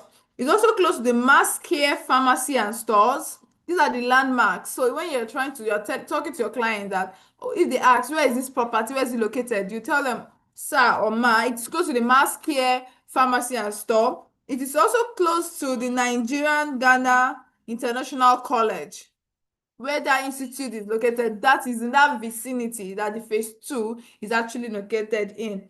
Also, it is close to the Market Square supermarket. The Market Square supermarket. It is close to the Sanjuma Mall. It is close to the Total Filling Station, Kuje. There's a filling station in that vicinity. Also, the Rano filling station, military checkpoint. That is the 176th Battalion Brigade. These are the things you're going to tell them. So I'm going to be speaking about this airport and the effects on that property. When you tell a client that this property is close to Nnamdi Azikiwe Airport, it shows that it's really close to a prime location. Like just few minute drive, you're already at the city center. You're already where the higher minds are coming in. There's a lot of people and activities, commercial activities going on in around the airport. And if they have a property close to that vicinity, it adds value to the worth of that property and will ensure that they have high return on investment. Not only that, when we're talking about health, the property is also located to Mass Care Pharmacy and Store. So we were very intentional about our location. If they really need health emergencies, and all, there is a pharmacy they can rush to. That is why they can also key into this estate. We also have the institute, the Nigerian Ghana International College there. If they have kids, if your clients want to make that area, want to build residential homes there, you can tell them they can go for it. Their children can attend this college. Most people are very intentional. Anyway, they're looking for property or houses, especially people that want to rent. They'll be like, is it close to a school? Because they will love their children to be going to a school that is close to their house. They have the Sanjuma Mall to easily get something, let's say foodstuffs and everything. They can get it around there. The filling station as well. These things are the things that add value and make that actually captures conversation, especially when you are pitching to a client. when we were talking about security, this location is very close to the military checkpoint. And you will agree with me that Abuja security, especially the armed forces, are very, very strict, and they are very good at what they do. So that place is in a secured environment. It's in a very secured environment. And this estate has amazing features. We sell luxury service plots. We don't just sell anyhow land. We're selling luxury. So we are very intentional about the development that goes into this very property. One of which is we have the 24/7 power supply. We have top-notch security system. As a brand or as a firm, we invest more in security. Most of our estates, we do perimeter fencing and we employ security men that guard the land. So there is no fear of omolile or all those styles or people or persons coming to claim the land after you've gotten it. It can never happen. That's never happened. That can never happen. So another thing is we introduce modern drainage system. That is why our plots are luxuries and the luxury service. We have the centralized sewage system with the biodigester. What this means is when you're buying or keying into or investing in an estate, there is no need to buy a cooking gas. That's the advantage. You know how much gas is now? So imagine you bought a property in this estate and you have gas supply for as long as you're there. It's a added advantage. So these are the things you're going to tell to your client that can capture them to buy this property. Another thing is we have a very good serene environment, well-planned road network. None of our property is inside the bush. The one I know so far, all of our property has good road network. Is that we are facing the road or we are constructing our own road, we are doing drainage system. We factor in these things into our property. We have the shopping mall and restaurant. The benefits of keying into this estate, Kuje White House, are secure and gated community, perfect documentation with title R of O. Our documentation is perfect. We have immediate allocation upon purchase. So when you buy, you're going to get your allocation. Well-structured master plan, and there is even more to discover. So the phase 1 has been allocated, that have been told that the phase 2 is here and is in the land banking stage, pre-launch offer. The land banking stage, so you can tell your client we have amazing plots left that they can key into and get the property. So these are the price that we're selling right now. At the moment, outrightly, if you are buying and making an outright payment, we are selling it for 6 million naira. You can get it for 6 million naira. Then if you are paying instrumental, you get it for 7.5 million naira. You are paying instrumental, you're getting for 7.5 million naira. And we don't exceed 6 months. We don't exceed 6 months for balance pay. So anyone coming in we can pay for 1 year, 8 months, 2 years. No, it is not possible. Then if you're keen into 6 plots, we are giving you for 3 million per plot. It's a very awesome one. It's really awesome. Like, let's give it to GTEx. It's very, very awesome. So imagine you are getting this plot, 6 plots. You are having an acre. It's like a mini estate credited to your name. So this is actually the price, and it's right now you can pitch to them, because if they don't key it right now, do you see the many prices underneath it? Those are the prices they'll be getting when this phase 2 is launched. During the launching day, one plot will be selling for 10 million naira, additional 4 million. If they key in now, they will not pay that amount again. Then once it's launched, they'll be paying outrightly for 12.5 million naira. Wow. So this is the best time you can key into this property, and there's a lot of advantage of getting a property on land banking trade or pre-launch property. First of all, you're already enjoying a return on investment before it gets launched. You are benefiting from it. This whole lot of ROI you'll be getting. So imagine you bought the property 6 million naira and it got launched, and on that launching day, someone bought it for 10 million naira. It's already an advantage to you, because you're enjoying. It's the same land, it's the same everything, but you are getting, like, you got it at a more affordable price. Dr. Cosmas Maduka says discount is also another form of earning, another source of income. When you get a discount on something, it's another source of income. So you can pitch this to your client. Let's move on now to the role play. Since I've told us a lot about the property, the landmark, the location, the title, and the price. So anyone among the associates, oh wow, Mr. Daniel, wow. So you're going to be selling. Congrats. I love your spirit. I love your confidence. I'm even seeing how you have been paying attention since.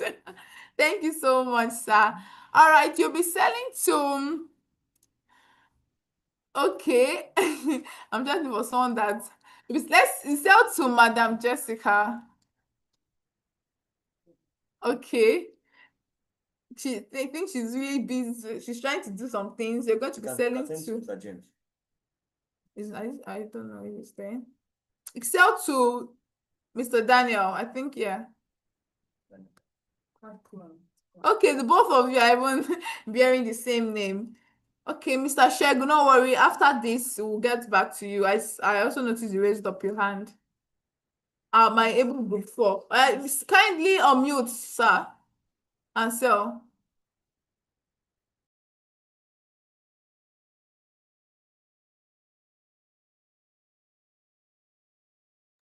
Mr. Daniel Marcus, kindly unmute and sell. Okay, I've written it on the chat. I've written my question on the chat. Okay, Okay, you wanted to ask a question. yes, it's on the chat there. Okay, your question will be attended to. Let us give it to Mr. Shegun that also raised up his hand. Mr. Shegun, are you here? You want to do the role play, right?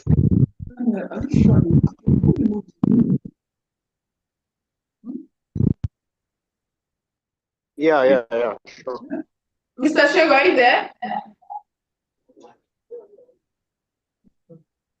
Yes, I'm here. Can you hear me? I can you hear me? Yes, sell to Mr. Daniel. Okay. Go ahead. Good morning, Mr. Daniel. I'm Kayode Shegun. I'm a consultant and a wealth advisor at GTEX Holding, and I'm currently calling from GTEX Home here in Banana Island, Ikoyi, Lagos, Nigeria. I hope I'm not catching at the bad time, sir. Hello, who is this? My name is Kayode Shegun. I'm a wealth advisor and a consultant at GTEX Holding, and I'm currently calling from our headquarters in Ikoyi, Lagos, Banana Island, Nigeria. Hope I'm not catching you at a bad time, sir. Okay, good morning. You're not really catching me at a bad time, but how did you get my number? What's the GTEX Holdings? What's all this all about? Okay, so we are currently reaching out to our contacts, people we spoke to in the past 17 years, investors, and we're currently reaching out to them. So I probably guess we got your contact maybe from an event or we spoke to you in the past 17 years of doing business. So I guess that's how we got your contact, sir. Okay. From your word you said you guessed, that means you're not too sure where you got my number from, because if your company really have a good database, you should be able to track where you got my number from, and as well, you link it to maybe an event or something. I'm not a outdoor person. I'm a reserved executive. I don't really go out. Maybe you're talking to the wrong person. No, I'm not. I got your contact from our chairman, Dr. Stephen Akintayo. He gave us your contact to reach out to prospective customers. So I just want to share an exclusive on in Kuje Phase 2 Abuja in Abuja currently. It's a well-planned investment that that is designed for comfort, security, and it will provide a long-term value appreciation. And one of its strategic landmark is it is located close, just 5 minutes drive from the Nnamdi Azikiwe International Airport. We also have the Max Care Pharmacy and as well Nigeria's Ghana International College. In case you have children that you want them to stay close to where you live, this is a very good opportunity for you. And not just that, we also have nice estate features such as a 24 hours power supply, top tier securities, and a centralized sewage system that makes use of the biodigester as well. So I don't know if this is a property you're looking to invest in, sir. Okay, I'm actually lost. I can hear you loud and clear, but Shagun, I don't know if you're a good salesman. You just, you told me everything. I don't know what you're talking about. This is my first time hearing GTEC. This is my first time hearing Shagun. This is my first time hearing Stephen Akintayo. This is my first time even hearing real estate, right? And I don't know. I don't do real estate. I do forex. I do crypto. Real estate is not, what I want to do. I don't want to do it. That's actually fine. If I could actually explain what real estate is. Real estate has to do with land, building structures, what is beneath and above the land as well. So we're not just I've heard a lot of news about you guys online. You guys doing real estate. You just type people's money down. I'm not getting returns. I'll be getting returns in the next 5, 10 years. I don't know. Or something will have happened to my enemy by then. So you guys just eat my money. So I just love to invest in forex and cryptos where I can get my money and liquidate easily. So I don't think I want to invest in real estate. Okay, sir. I understand. I understand perfectly what you're trying to say. But if here we at GTEX, we don't just offer. It's not just a Ponzi scheme. We offer transparency, accessibility, and effectiveness here in GTEX. We have a gigantic digital footprint, so you can search us up on our website. You can check our Facebook platform. You see, we have a big digital presence there. So we're not just some no-name investments. Okay. So what are you saying now? I should give it a thought. I should give it a try because this is my first time buying, and anything I want to buy, I want to make research myself. I stay in Abuja. You said Abuja is just 5 minutes drive to international airports. You just lied. Yes. It's not 5 minutes. I stay in Maitama, so I don't know why Abuja will be close to. What will you talk about Lugbe? What will you say about Lugbe? So I don't think. Actually, sir, our estate is not far from the airport. It's something you can do your research as well, because I've done on my own. And like I said earlier, I'm a consultant and I'm good at what I do, sir. Okay. If you do, I want you to. So let me know the price. What's the price all about? How do you guys? What's your selling model? Okay, sir. That's lovely. Currently, if you are paying an outright payment for just one plot, it's 6 million naira. And if you are paying instrumentally, it's 8.5 million. And if you are going to be getting the mini estate, it's just 3.5 million naira, sir. Okay. Yes. What's all about 6 million? Why am I getting one for 6 million? Why am I getting one for 3.1?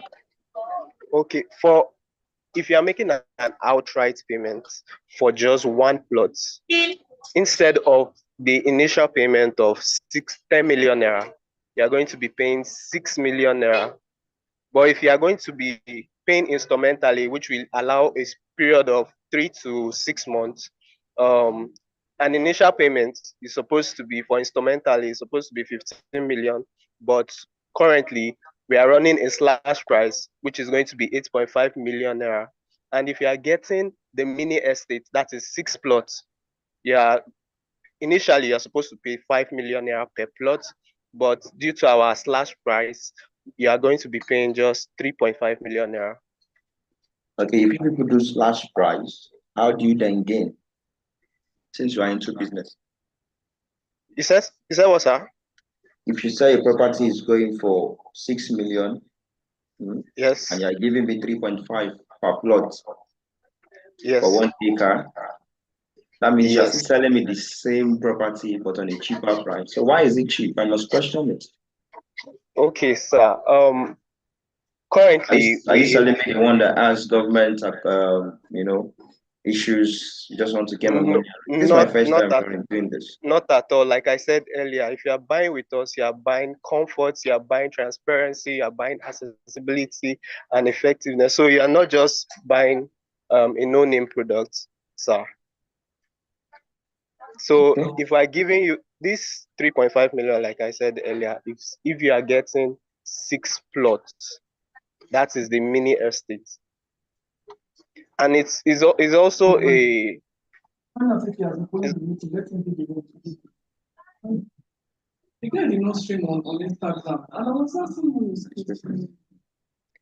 Hello, Mr. Daniel. I'm with you. We're saying something. Yeah, so I said you can get it for 3.5 million naira if you are getting the mini estate, so.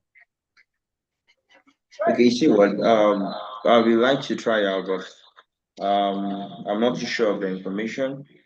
Your informations are not so straight because I told you I stay in Abuja and I'm in my tower and I travel between Lagos and Abuja, so I use the airport very well. So I have a friend that stays in Lugbe. From Lugbe to the airport itself is like 15 minutes or 10 minutes. So I thought it would be number one. I don't think you know your project very well. And then the second one is that 6 million for one plot, and you're telling me 3.5 for 1 acre. No, I don't really. It's not what is juicy. I don't think it's an offer I want to go for. Maybe I can give you room to call me some other time, but right now I need to jump on another call. Because Okay. informations are not really concise. Okay, sir, no problem, sir. When will be okay for me to call you back? You can always just drop a message. I will reply, and if I don't reply, I'll definitely reply. But what time you can call me around 6, 7. That's when I'll be done. It's my daily task. Okay, no problem, sir. I'll send you a brochure. I don't want to send me anything for now. Okay, sir. No problem, Yeah. sir. Thank you. I'll get back to you. No problem. All right. Thank you. Have a nice day. You too, sir. Wow, thank you so much. Thank you for the role play. It was so interesting.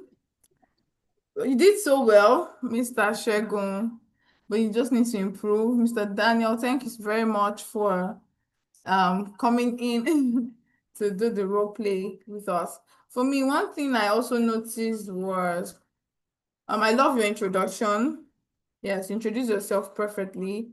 But you were giving, when I was giving the information about that role play, I did not specify any time. So you're speaking to someone that know Abuja very well. And from that, the time the conversation was already going off was when you said it's just 5 minutes, or so you were giving time to the how far it is, the proximity to the airport. That was where, and I love the fact that you were still pushing to ensure that you get it. And I just also realized that when he was now like giving it to you, your tone was now, is it like was going low a little. There was no confidence again. See, there's a way you will sell to a client, you may be saying rubbish, but the way you put your voice, your manner, and everything, the client will be like, are you sure that I'm not the one that is the one saying rubbish here? Your confidence will show in you, even as you speak, the confidence will show. So don't let anyone to pull you down. Okay, so I saw some persons raising up their hand again. Some, who was the person? Can you like raise up your hand? Okay, thank you very much. Thank you for raising your hand.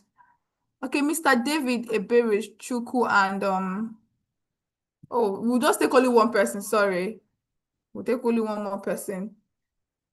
Mr. David Ebere Chuku, are you there? You just raised your hand. Mr. David, can you kindly unmute? Hello? Good. You want to sell, right? Yes. All right. Mr. Emmanuel Sukoya. Okay, just kindly wait. Mr. Steve, okay, you guys are already waiting up here. So just calm down. Only take one person. Probably tomorrow we'll take the many persons. So, Mr. David, sell to Mrs. Jessica. Mrs. Jessica, kindly unmute your mic. You can have the stage now. Thank you. Good afternoon, ma. Good afternoon, ma. Who is this? I am David Eberechuku from GTEX Holding. It is one of the biggest real estate company in Nigeria. In fact, we even won an award in 2020 for the most transparent and the most integrity company in Nigeria. I would just love to update you, ma, on some new investment opportunities we have here at Abuja. Do I have your time, ma? Is this a convenient time to talk, ma? No. Oh, it's not. Okay. Can we reschedule for another time, ma? No. Oh, all right, no problem, ma.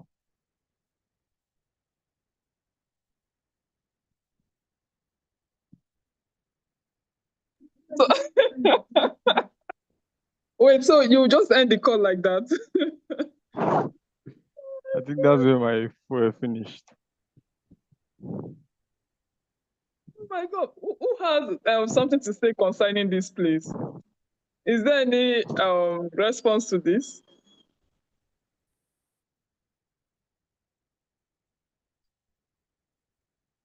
Okay, what I noticed was the fact that it was not persistent. You're not pushing. Just keep forcing the door. There's something Madam Jessica will always tell me. She always a favor. The money is in the follow-up. The money is you keep pushing, being consistent. So don't, because someone just said no, no, and you just went to your show, like you disappeared, literally.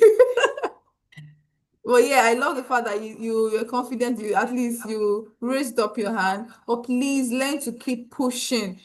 You can ask, oh, is there a reason? Is this not a convenient time? Should I call you back? Just get the conversation going. Okay? You can do it. Go ahead. Okay. All right, so I didn't give you the time to speak. Most prospects will be like that. So that is sales objection.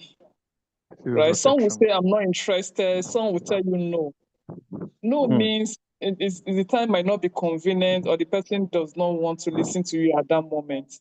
So what can you do for the person to listen to you? You don't even know why I said no, and you just gave up like that and say your fuel finished.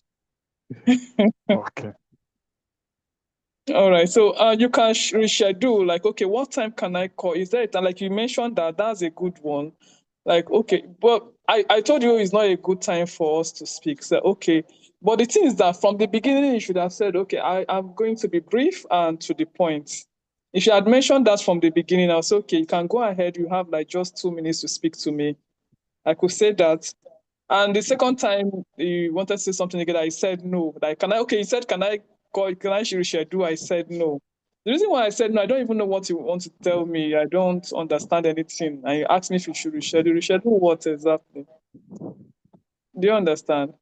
So you can just say, okay, can I call you some other time, or since it's not a good time? But from the beginning, make it known that you're going to be brief and to the point, because HNIs, they don't have the time. They're usually very busy. So just let the person know from beginning that you are going to be brief and to the point, that it's a good time to talk. And if it's a good time, fine. If it's not a good time, I'll give you some more time. So you can go ahead and start all over. Thank you. Okay, ma. Good afternoon, ma. Good afternoon. Who is this? And why are you calling my number? Where did you get this number from? My name is Eberechuku David from GTEX Holding. I don't know GTEX. We are one of the biggest real estate company in Nigeria. We have branches even globally, and we won an award in 2020 for one of the most transparent and integrity company in Nigeria. So really? Yes, ma'am. I can say we are safe. I will be very brief with you. I want to share or update you with some new fantastic It's funny you opportunities. can tell me that safe. Now I remember. Immediately you mentioned that safe, I remember. I saw some things about GTS online.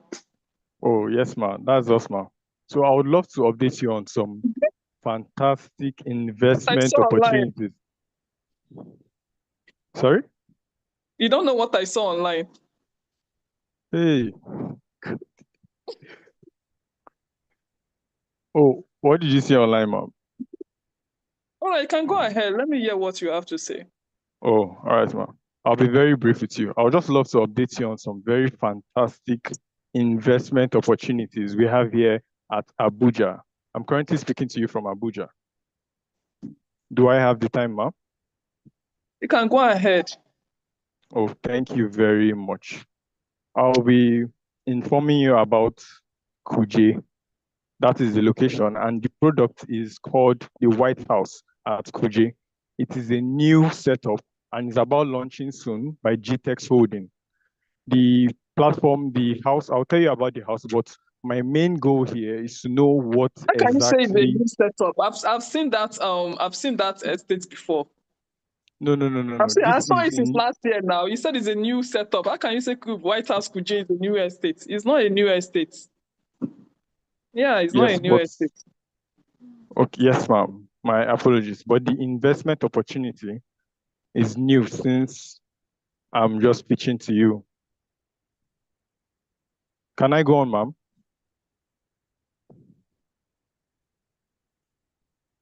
You can go ahead, Okay. but that's why Okay. White House Kuje estate is not a new estate. Hmm. I've come across it before, except that is not Yes, the estate you're talking about. yes, ma'am. You're accurate. My apologies. Okay, so back to discussion. We In the next the 3 invest. minutes, I have a meeting to attend. Oh, yes, ma'am. So the investment I was fantastic investment opportunity I was talking about is at Kuje, as you mentioned, and the name of the estate is White House. We have 24 power, 24/7 electricity. It is very close to Inamdi, not very close, but it Oh, is it close says to the 24 landmarks. hours electricity. So you guys have built house there in a space of how many months? Sorry? You said there is 24 hours power electricity. Yes, these are assurances that we can tell you that one of the things you enjoy if you would seize this opportunity, ma'am. Oh, okay.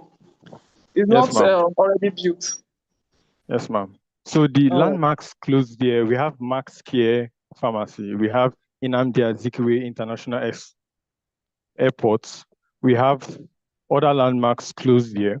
But what is so special about this investment is the 247 power, the area in which it is, and others. I can keep going on, but I would love to know what exactly are you looking for when we are talking about real estate investment, when we're talking about what's the house you want to buy. That is where I would want to come in to see how I can help, I can meet whatever needs you're meeting, whatever needs you have.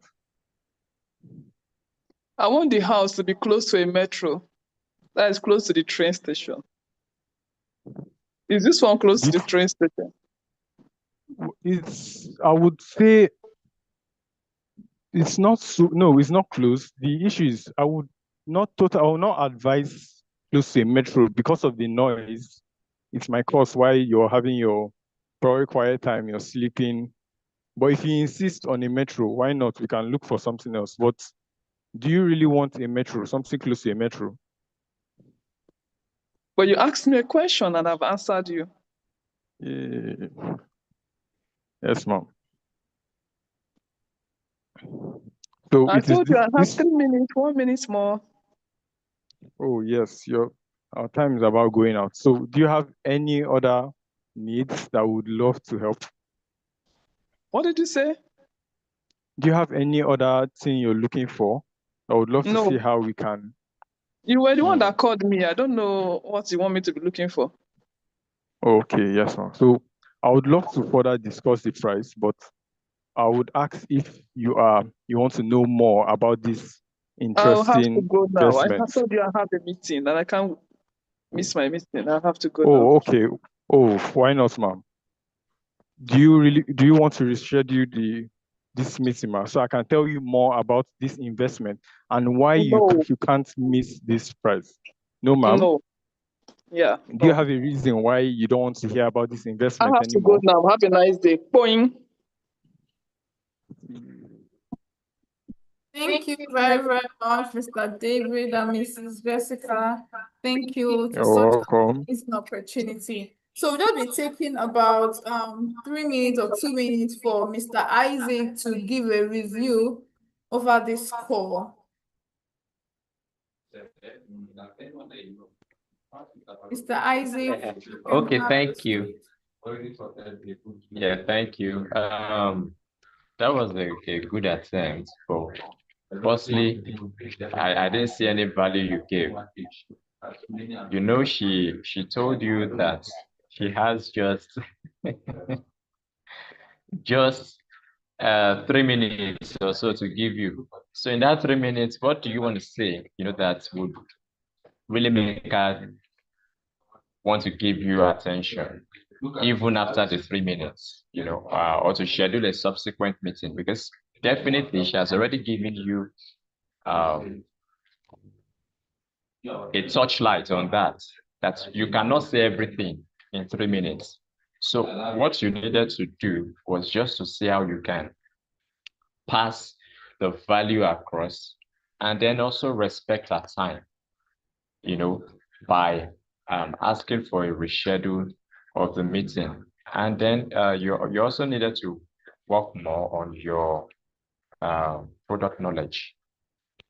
The product knowledge, you're lacking quite a lot in that area. There are some things you said, you know, that were quite out of point, and it's also important that you know your products. This investor you're speaking with, hey, the most important thing that you need to know is many of them already know a lot about the real estate investments. Many of them are investors. Like this person you called is a HNI, and she already knows it, you know, she has a lot in her portfolio. So if you come and you say what is out of point, you say jargons, she will definitely not give you attention, because she know many of these people, they know the product, they know the value even more than you. So this is you, and this is the prospect. You must say something, you must present yourself in such a way that you are either higher than the prospect or you are at their level. You must not be below. And that's where information comes in. How well are you informed about the value of the product? It's not even about the price. She has not even given you attention for you. You know, you have not even been able to convince her about the value, and you were going about, you know, trying to talk about the price. So it's important that you must learn that value comes first before price. You can't put price before value. Value comes first before price, because the conversation must go in such a way that you move them from their head to their heart, and from their heart to their pockets, from their pockets to their hands. And how do you do that? It's by giving value. So there are a couple of other things, but I'll just touch base on those two, and also give Mrs. Jessica, you know, more room to also shed light. All right. Thank you, Mr. Isaac. Yeah, Mr. David, you tried. You actually volunteered to take this, you know, so you tried. Can you guys hear me? Okay. All right. So the first thing there is that don't say what you are not sure of. You were the one that asked me, is there something I'm looking for? Like, is there something I'm looking at, any other thing I'm looking at in that area? So I had to come up with something, you know, tell you I want a metro. And I know that there can't be metro in that area. Most prospects do that to scare you off. They don't want to listen to you. So they'll just look for something because you said what is off. You know, what you are saying, sometimes your choice of words matters a lot. So don't say what you are not sure of, right? Then again, you have to give value first, just as Mr. Isaac has said. Give value before you start selling. Now, I didn't see any value that you offer to me. Then you should be the one to reschedule. Tell her, I would like us to reschedule this meeting. What time will you be free so I can reach out to you again? Or can we make this meeting again? Is 4 p.m. okay by tomorrow? So I can call you by that time. Is that time okay by you, ma? Fine. Not asking her, should I reschedule this? She will say no. Do you understand? Don't give them room for that. You should be the one to tell them, I'm going to reschedule this. So you ask for their time that, okay, can we reschedule this meeting? Is 5 p.m. okay by you tomorrow? If it's not, what time would you prefer, ma? I think that would be better. If you had asked me that way, I would have responded well to you. Then, like Mr. Isaac said, try to respect people's time, right? I told you I'm going for a meeting. My meeting is very important to me than whatever you are telling me. What you are telling me is important to you, but for me at that moment, it might not be as important, right? So my meeting is important for me. So I told you I have a meeting and you are still talking, so I have to cut you. So you also work on the product knowledge, just as Mr. Isaac mentioned. Product knowledge is key, in-depth product knowledge, not just product knowledge. And remember, Asian eyes are well informed. They know everything. They know what is going on in the country. They might not know the landmark, but they are well informed. So whenever you want to speak to them, you have to choose your choice of words, and you have to be well detailed. If you are not sure of something, do not say that. Thank you. Thank you very much, ma'am. Thank you so much, Mark. Thank you, Mr. Isaac. Thank you, Miss Jessica. Thank you, Mr. David. It was such a great and a lovely review, I must say, and role play. Thank you so much. All right, so I would want to say thank you for joining us for today's training. It was a great one. So how many of us invited 20 persons? You know, that's the goal. We must make this, we cannot keep this to ourselves. Make the noise on all your social media handle, your pages, invite family and friends. How many of us brought in 20 persons? Hold on, please. There's one particular person that's consistent with bringing their 20 persons. So now this person has to be celebrated on all over social media, right? Mr. Isaac, tell them.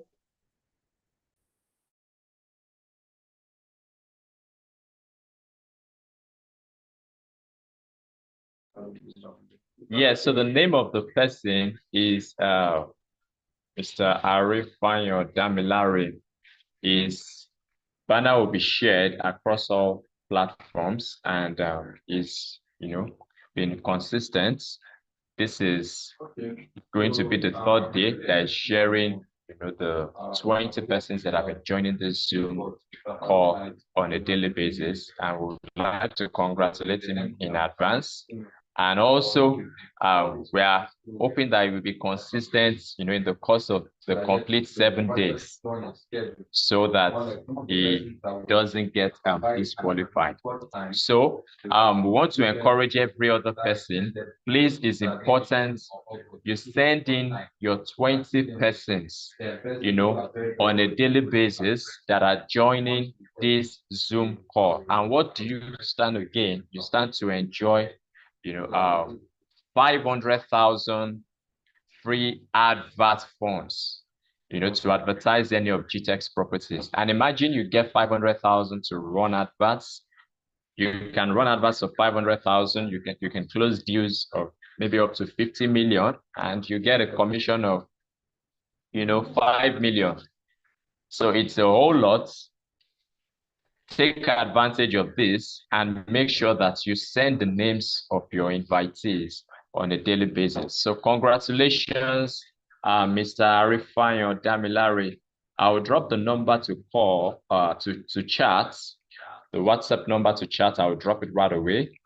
So if you want to send in the list of your invitees, please do well to send it across. and tell them that when they are joining the Zoom call, they should put your name in brackets. For instance, if my name is Isaac and I was invited by Mr. Daniel, I would do also put Isaac Adeoye in brackets Daniel. So that way we can track everyone you are inviting once we just go through the participants on the Zoom call.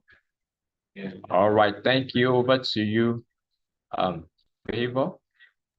Thank you so much. Oh, thank you very much for bringing in your 20% consistently. You're a pace setter. Woo, congratulations. And we should all learn from this as well. Bring somebody, even if it's 5, even if it's 10, 15. But the aim is to bring 20 persons. Imagine everybody here brought in 20 persons. It will be so filled up.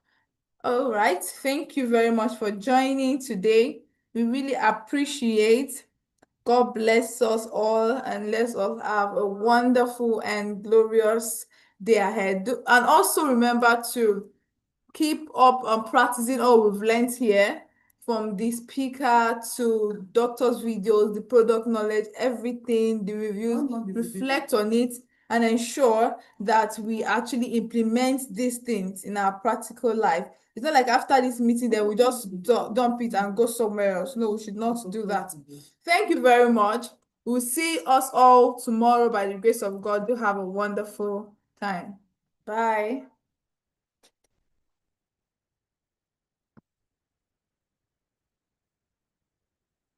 One hour would have been okay, sir. I played the 1 hour, but it can't be enough. We play doctor's video. How long is doctor's video? Favor. I think